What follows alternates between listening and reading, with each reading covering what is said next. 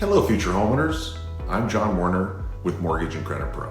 Welcome back to the channel, where we make home buying simple, clear, and stress-free. Today, we're talking about a topic that every home buyer should know: how to get the seller to pay your closing costs. That's right. You might be able to buy a home and keep more of your own money in your pocket by having the seller help you with those costs. It's a strategy that works, especially in the market we're in right now. So I'm going to walk you through how this works, what types of loans allow it, and how to discuss it with your agent. Let's jump in. What are closing costs? First, let's clear up what closing costs are. When you buy a home, you're not just paying for the house itself. There are additional fees for items such as appraisals, title insurance, property taxes, and lender fees. These are your closing costs, which typically add up to about 1.5% to 2% of the purchase price. For example, if you're buying a $300,000 home, you might need anywhere from $4,500 to $6,000 to cover closing costs, which is on top of your down payment. But here's the good news: you don't always have to pay all of that yourself. You can ask the seller to help you cover some of that, or even all of it. Those costs through something called seller concessions. What are seller concessions? Seller's concessions are simple. When the seller agrees to use some of the money from the sale of their home to help you pay your closing costs. It doesn't mean the seller writes a check to you. It's accredited at closing and goes directly towards those fees. This is a great strategy in today's market, especially when some homes are sitting on the market a little longer. The sellers are more willing to negotiate. You still make a full price offer, but instead of asking them to lower the price, you ask them to cover some of your costs to buy the home.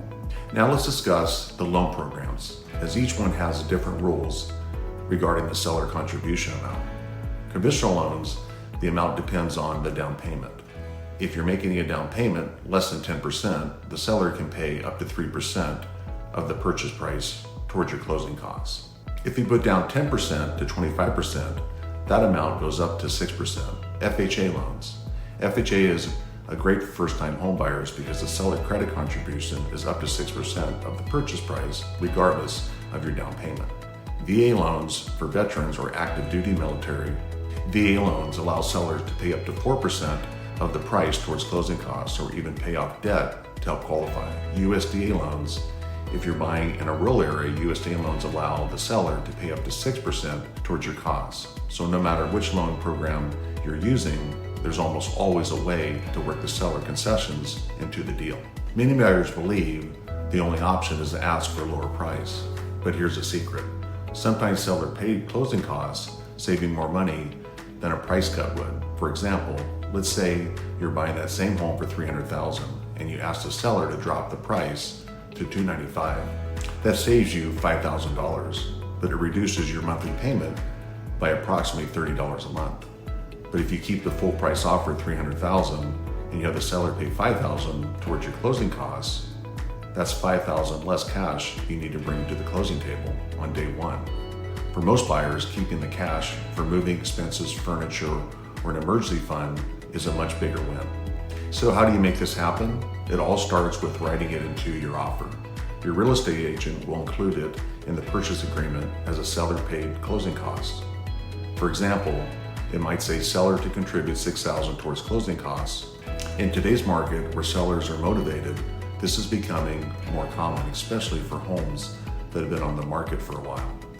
If you're working with me and my team, we'll even run numbers and create a breakdown to show you how this benefits everybody involved.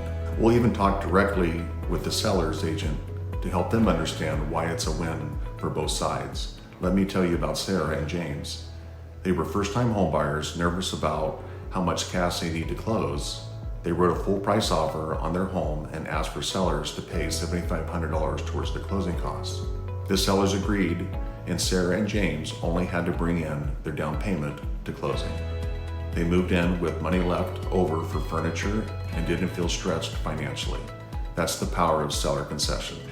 So here's the takeaway: seller paid closing costs are one of the smartest home buying hacks you can use right now. It keeps more money in your pocket, makes buying a home easier, and works with almost every loan program out there.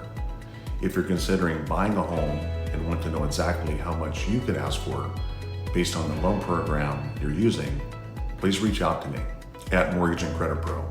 We'll help you understand your numbers, structure your offer, and work with your agent to make it happen. If you found this video helpful, please give it a thumbs up, subscribe to more easy to understand home buying tips, and share it with someone who might benefit.